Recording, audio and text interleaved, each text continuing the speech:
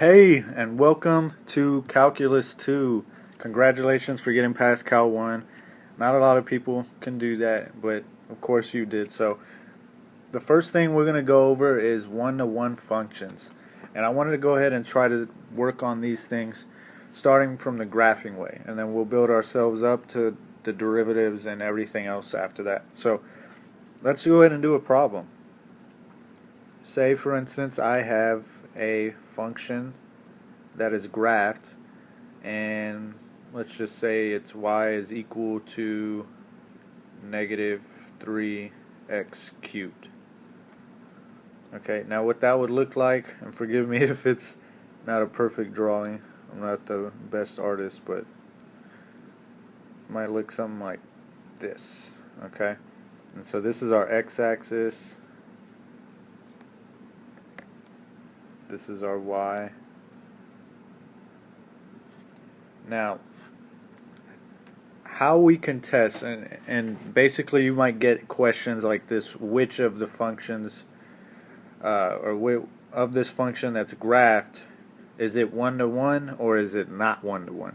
And how we determine if it's a one-to-one function or not is we want to take advantage of something called the horizontal line test. And what that is basically it states if a function is one-to-one only if its graph intersects each horizontal line at most once.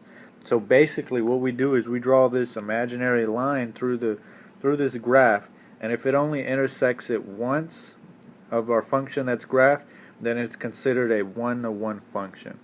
So let's go ahead and draw an imaginary straight line horizontal through it. And see right there, it only intersects it once, right here, this one spot right here.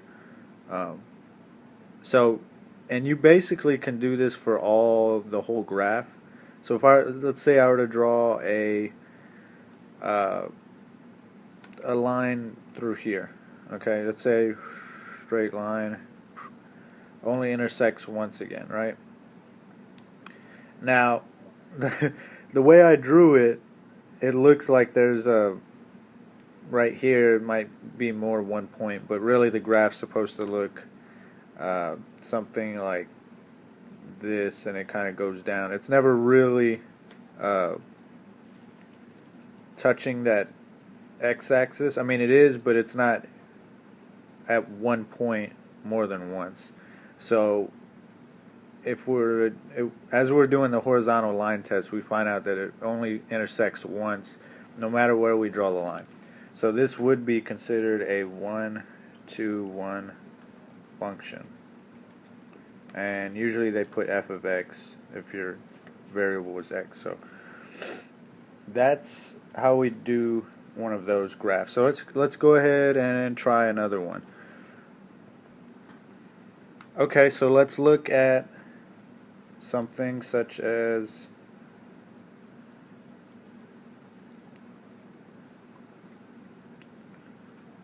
y is equal to 2 absolute value of x.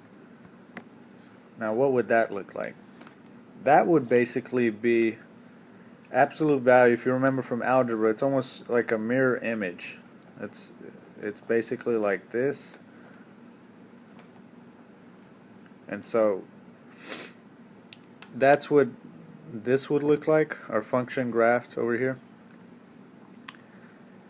Now it's asking, we're getting the same question. It's wanting to know, is this function one-to-one or is it not? So how do we do that again? Just like in the previous problem, we're going to use our horizontal line test to see if our imaginary line intersects this function more than once. So let's go ahead and do that. If I draw a line through here like this, now did that intersect it more than once or only once?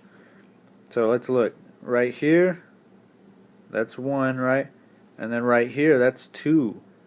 So by the definition of the horizontal line test, that would fail that test. That would mean that it is not one-to-one. Okay?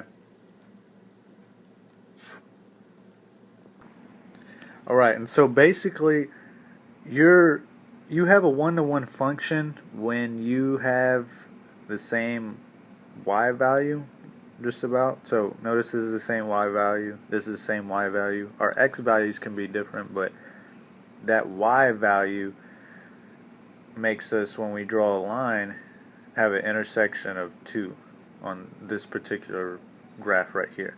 So just remember that, and remember to use a horizontal line test to test if it's a one-to-one function. Okay, and if I'm going a little too fast or anything, that's okay. Just go ahead and pause, rewind it, whatever you have to do to go ahead and listen to what we just went over and take notes. Don't be afraid to take notes, because this is why I'm making these videos, so that way we can help you out and help you get that A, right?